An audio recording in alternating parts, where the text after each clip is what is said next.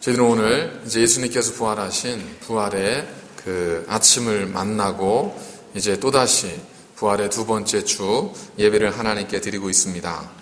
주님이 살아나신 것이 과연 우리의 삶 속에 무엇을 의미하는지, 오늘 주님께서 우리에게 어떤 말씀으로 부활의 능력을 가지고 살기를 원하시는지 오늘 주시는 말씀을 통해서 함께 나누도록 하겠습니다.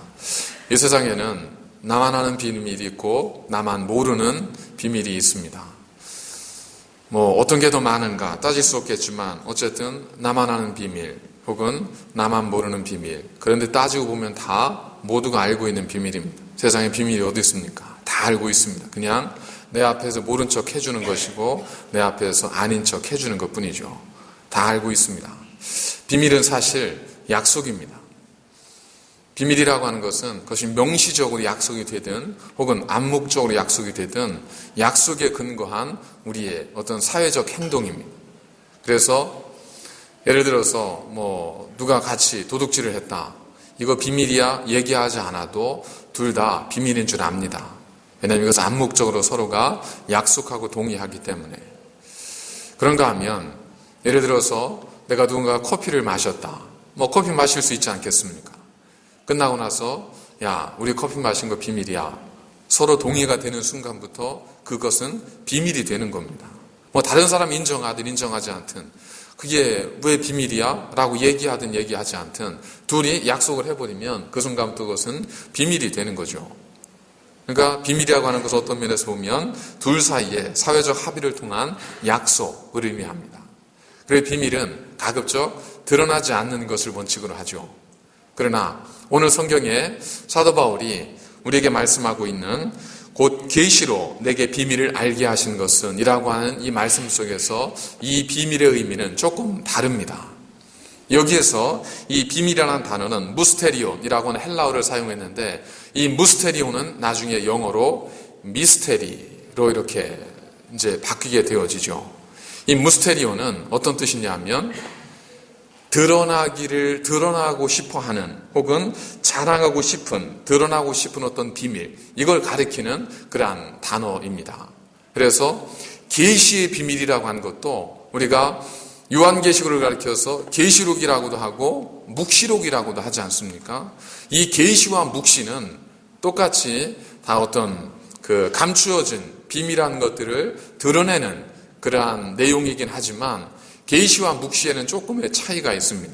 굳이 이걸 좀 나눈다고 한다면 계시는 모든 사람들에게 밝히 드러내도록 한 것, 이것이 계시라고 한다면 묵시는 특정한 어떤 이들만 알 수 있도록 그들에게만 드러내는 것, 이것이 묵시입니다. 그래서 쉽게 예를 들면 묵시는 암호와 같죠. 그래서 암호를 아는 사람에게는 드러나요. 그러나 암호를 모르는 사람에게 묵시는 그저 감추어진 비밀스러운 이야기입니다. 하지만 계시는 모든 사람들이 볼 수 있도록 드러내는 것이기 때문에 그것은 오히려 자랑해야 되고 알려야 되고 드러내야 되는 그러한 내용들입니다. 오늘 사도 바울은 계시의 비밀을 알게 하셨다라고 말씀하셨지 않습니까? 그러니까 드러내야 할, 그래서 이것은 비밀이라기보다는 어떤 신비에 가깝습니다. 하나님께서 이제 우리의 삶 속에 드러내기를 원하시는 신비.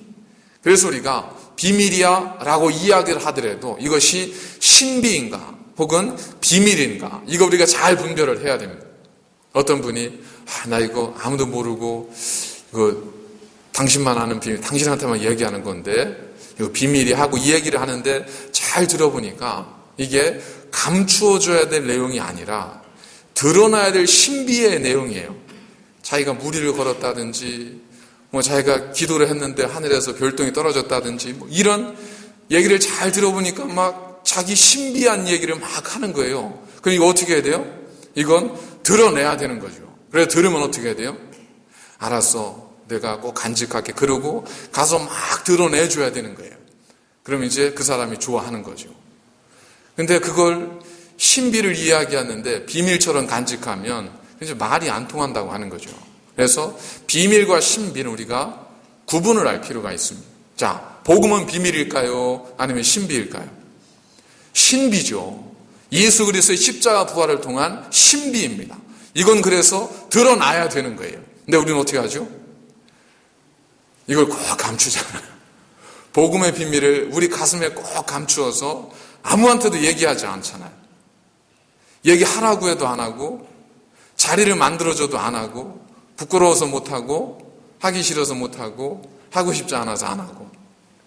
마치 예수 그리스도께서 우리에게 이 계시의 신비를 우리에게 알려주셨는데 우리는 그걸 비밀스럽게 간직하고 나만 하는 것처럼, 세상 사람들이 몰라야 하는 것처럼 그렇게 우리가 살아가고 있지는 않은가 하는 것을 우리가 한번 생각해 볼 필요가 있다는 겁니다.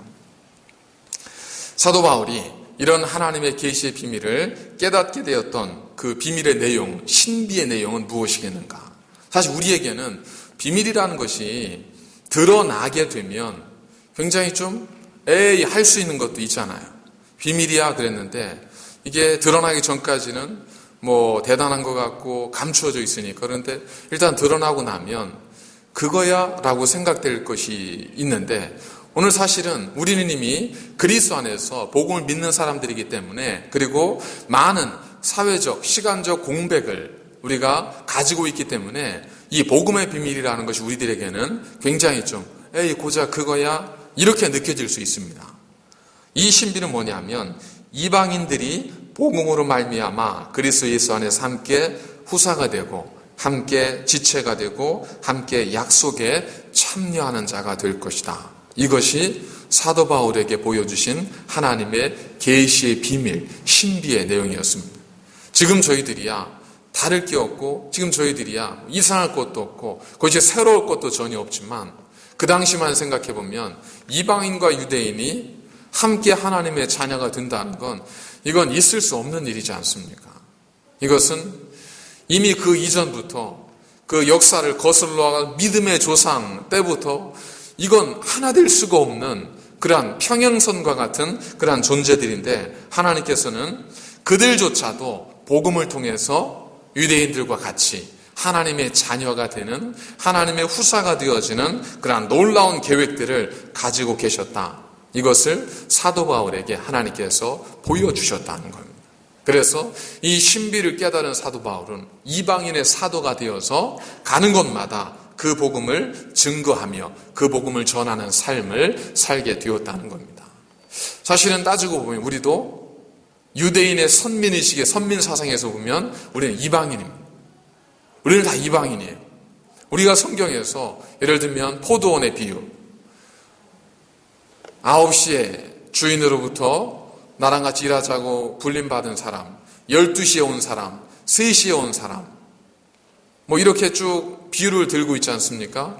우리는 대개 우리를 누구에 비유하냐면 대부분 우리는 한 9시쯤 아무리 양보해도 한 12시 정도까지는 양보를 하지만 그 이상은 양보를 안 하죠. 그렇지만 주님께서는 사실 그걸 누구 들으라고 한 얘기예요? 듣는 모든 사람들에게 너희가 3시에 온 사람들이다, 이 이야기를 하고 있는 거지 않습니까? 예수님께서 가늠하다가 잡힌 한 여인을 유대인들을 돌로 치기 위해서 이제 데리고 왔잖아요.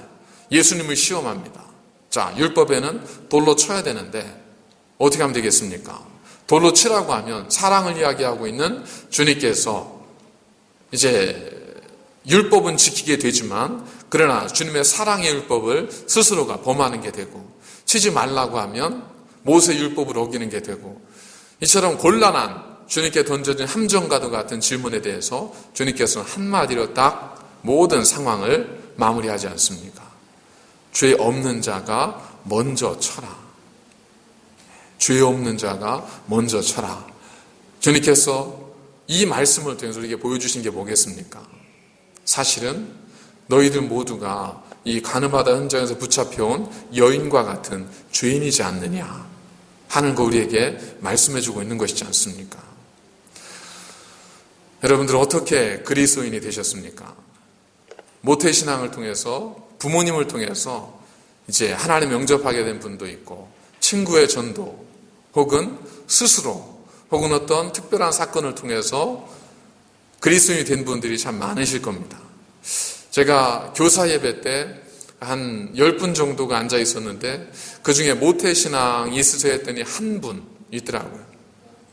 그게 이제 김 목사님하고 저 둘이고 나머지 선생님들은 다 있을 줄 알았더니 또 그러지 않더라고요. 그래서 모태신앙. 근데 제가 곰곰이 저를 이렇게 생각해 보면 제가 과연 저는 모태신앙이거든요. 근데 과연 모태신앙이 아니었으면 나는 어떻게 되었을까? 제가 예수님을 영접했을까? 그럼 언제쯤 영접했을까? 어떻게 영접하게 되었을까? 이런 생각을 해보면 굉장히 회의적입니다. 굉장히 회의적으로 제가 예수님을 영접할 수 있었을까? 합리적 의심이라는 이유로 아마도 많이 고민했을 테고, 그리고 굉장히 많이 비판을 했을 수 있지 않을까 하는 생각을 해봤습니다.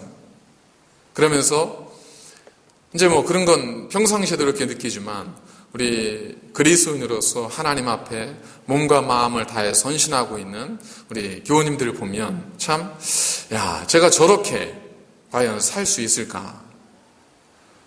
직업으로서 특별한 어떤 저도 인정하고 모두도 인정하는 그런 소명과 사명을 가지고 살아가는 삶이 아니라 자기 고백적 신앙을 가지고 저렇게 헌신의 삶을 살 수 있을까?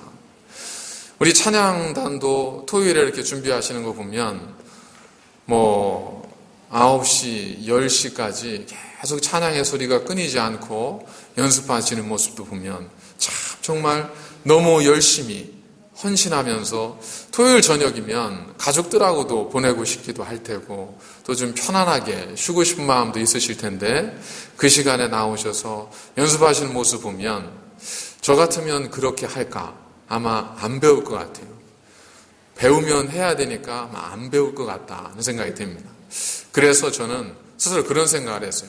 하나님께서 저를 모태신앙으로 믿는 집안에 태어나게 하신 이유는 특별히 사랑해서가 아니라 저 같은 사람은 그러지 않으면 하나님을 영접하지 않을 수 있기 때문에 그래도 불쌍히 여겨서 그런 모태신앙의 가정에, 믿는 가정에 태어나게 하신 것 같아요. 여기도 모태신앙인 분들이 계시죠. 한번 잘 생각해 보십시오. 내가 과연 모태신앙이 아니고 정말 믿는 집안에 태어나지 않았더라면 나는 과연 언제쯤 예수님 영접하고 어떻게 예수님 영접하고 나는 지금 어떻게 살고 있을까? 한번 생각해 보면 몸소리 쳐지는 분들이 또 있을 수 있습니다. 이처럼 그냥 그렇게 해서 된 것 같고 들어서 된 것 같고 내가 깨달아서 된 것 같지만 우리가 하나님의 자녀가 되는 데에는 우리가 알지 못하는 정말 수많은 하나님의 신비의 사건들이 우리 안에 계획되어져 있고 우리 안에 벌쳐져 왔다는 겁니다. 그래서 교회 성장학자들로 하는 얘기가 한 사람이 예수님을 믿게 되기까지는 최소한 7번의 어떤 그 권유가 필요하다고 해요. 그러니까 권유는 한번 교회 가서 이 정도가 아니라 교회에 대해서 한번 신앙에 대해서 진지하게 전해주는 권유와 권면 이런 것들이 최소한 7번 정도가 평균적으로 있었다고 합니다.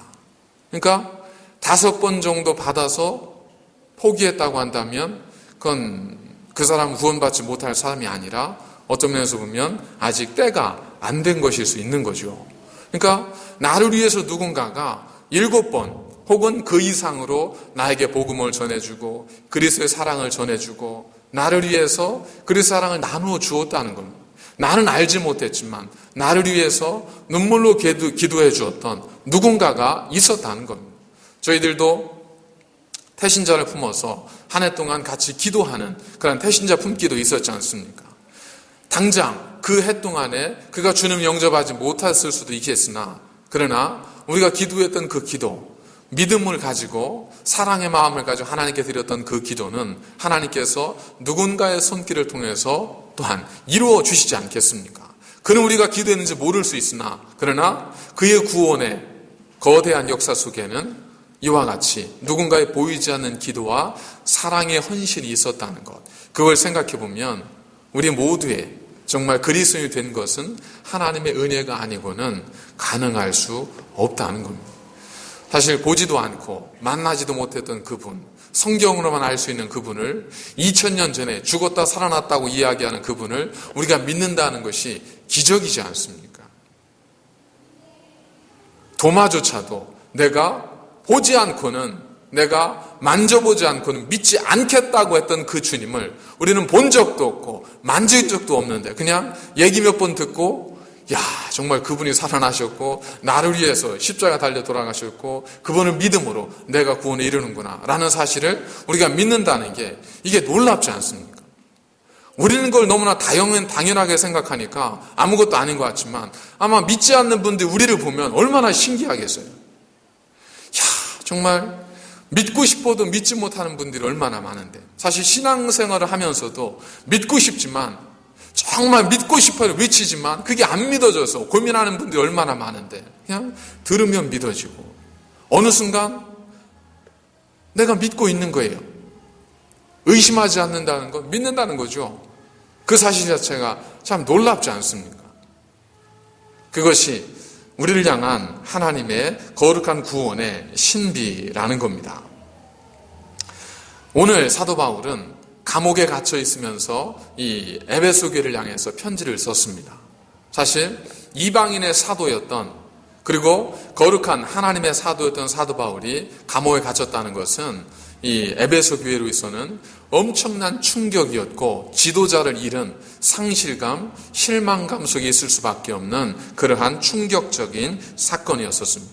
그런데 그 감옥의 사도 바울은 자기가 비록 몸은 감옥에 갇혀 있지만 밖에 자유로 살고 있는 에베소 교회를 향해서 이렇게 말씀합니다. 주님께서 부활하신 후에 비로소 이제 성령께서 하나님의 백성들에게 임하셨다.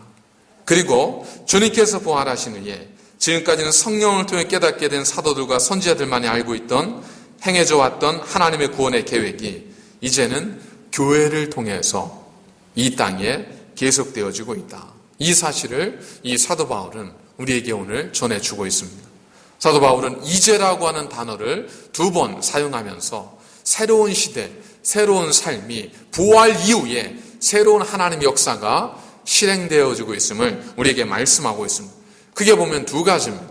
부활 이후의 삶, 그리스도인들이 경험해야 될 부활 이후의 삶은 크게 2가지인데, 첫 번째는 뭐냐면 성령께서 이제 하나님의 백성들에게 임하셨다는 겁니다. 그 이전에는 성령의 역사하심과 나타나심이 없었죠.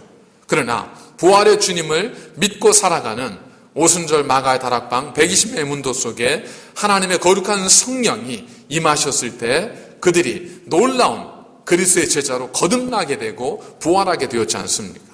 또한 하나님께서 부활의 신앙을 가지고 있는 그들은 곧 교회이죠. 왜냐하면 교회라는 것은 그리스도를 고백하는 사람들의 모임이기 때문에 그 교회를 통해서 하나님께서 구원의 신비를 이제 드러내기 시작하셨다는 겁니다. 그러니까 우리는 누구예요? 우리는 하나님의 거룩한 성령의 인도하심을 따라 살아가야 하는 하나님의 사람들입니다. 또한 우리는 누구예요? 우리는 하나님의 교회가 되어서 하나님의 구원의 신비를 이 땅에 드러내야 하는 그러한 공동체입니다. 그렇기 때문에 성령의 역사와 구원의 신비를 드러내는 교회와 하나님의 백성들은 계산만으로 되지 않습니다.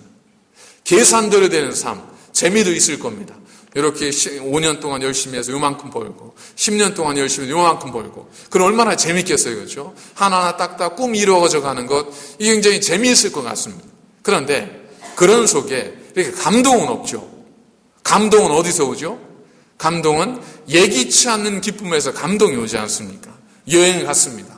여기 가면 이 정도가 될 거야. 가보니까 그래요. 그러면 그 정도예요. 감동이 없죠. 야, 정말 그렇구나. 그런데 뜻하지 않는 여행의 감동은 어디에서 오죠? 저는 기대하지 않았던 곳, 생각지 못한 곳에서 우리가 아름다움을 보고 자연의 신비를 보게 될 때 그곳에서 우리가 감동을 느끼게 되고 어떤 희열을 느끼게 되지 않습니까? 신앙생활도 마찬가지입니다. 우리가 계산한 대로 되는 것, 거기에는 우리가 얻는 약간의 유익은 있을 수 있으나 감동적 삶이 없습니다. 한마디로 재미가 없는 겁니다. 우리 신앙생활 왜 재미가 없는 줄 아세요? 우리가 다 계산하고 살기 때문에 그렇습니다. 요 정도만 하면 돼. 요렇게만 하면 요 정도는 될 수 있어. 요 계산대로 살기 때문에 그렇습니다. 그러나 부활의 신앙을 가지고 사는 신앙이란 계산 가지고 사는 삶이 아니라 성령의 충만하심의 역사하심을 따라 살아가는 삶입니다. 하나님의 구원의 신비가 놀랍게 우리를 통해서 드러나는 삶이에요. 세상에서는 우리는 사람들이 주목하는 사람이 아닙니다. 세상에서는 사람들에게 우리가 자랑할 수 있는 것이 없는 사람일 수 있습니다. 그러나 놀라운 것은 뭐죠? 하나님께서 우리를 사랑하셔서 우리를 통해서 하나님의 놀라운 구원의 신비와 하나님이 어떤 분인지를 드러내고 있다는 겁니다. 여러분, 밖에 나가셔서 나 예수 믿어 이렇게 얘기해 보세요. 사람들이 어떻게 반응할까요? 그런 것 같아? 이럴 수도 있어요. 나 예수 믿어, 나 교회 다녀. 그러면 그런 것 같아. 이럴 수도 있고, 야, 당신이 예수를 믿어? 이럴 수도 있잖아요. 그죠? 자, 계산대로 예수 믿을 것 같은 사람이 예수 믿어서 그대로 살고 정말 거기에 유익함은 있지만 감동이 별로 없잖아요. 그런데 전혀 그럴 것 같지 않은 사람이 예수님을 믿음으로 인해서 그의 삶을 통해서 하나님의 구원의 놀라운 신비를 보일 때 거기에 뜻하지 않은 감동과 삶의 희열이 있을 수 있다는 겁니다. 그러니까 어디 가서든 여러분, 사람들이 깜짝 놀래키고 싶으면 어떻게 하시면 돼요? 가셔서 나 예수 믿어 이러시면 되는 거예요. 그래서 사람들이 어떻게 할까요? 그럴 줄 알았어. 이렇게 하면 우리가 정말 재미없는 삶을 사는 거고요. 야, 당신과 같은 사람도 예수를 믿어서 구원을 받으면 나도 한번 믿어봐야 되겠다. 이 소리가 나오면 그게 뭐라는 거예요? 하나님께서 나를 통해서 구원의 놀라운 신비를 이 땅에 드러내고 계시다는 겁니다. 하여간에 욕을 많이 얻어먹어도 괜찮습니다. 그럼에도 불구하고 나 예수 믿어 라고 말씀하시면 그때는 비난할 수 있어요. 그런데 어느 순간 사람은 누구나 다 약할 때가 있거든요. 그때 사실 사람은요, 자기보다 잘난 사람에게 위로를 절대 받지 못합니다. 그래서 사람이 완벽하면 재미도 없고 그리고 사람들에게 이렇게 따르지를 않습니다. 완벽한 사람. 뭔가 흠이 있고 좀 결점이 있고 어수룩한 사람들 주변에 사람들이 다시 많이 모이잖아요. 왜 그러죠? 위로가 되니까 그렇습니다. 아니, 이제 긍정적인 측면에서 위로가 되니까, 야, 그래, 저 사람도 저렇게 열심히 사는데 나도 정말 열심히 살아야 되겠다, 이런 생각이 들지 않습니까? 그리고 우리는 정말 예수님께서 기꺼이 발표 주시면서 구원의 영광과 그 빛을 나타내셨던 것처럼 언젠가 누군가에게, 야, 그 사람도 예수 믿는다는데 그 사람도 믿을 정도면 나도 한번 믿어봐도 되지 않을까. 그 사람도 용서받았다면 나도 한번 하나님이 용서해 줄 수 있지 않을까. 사람이 약할 때가 있어요.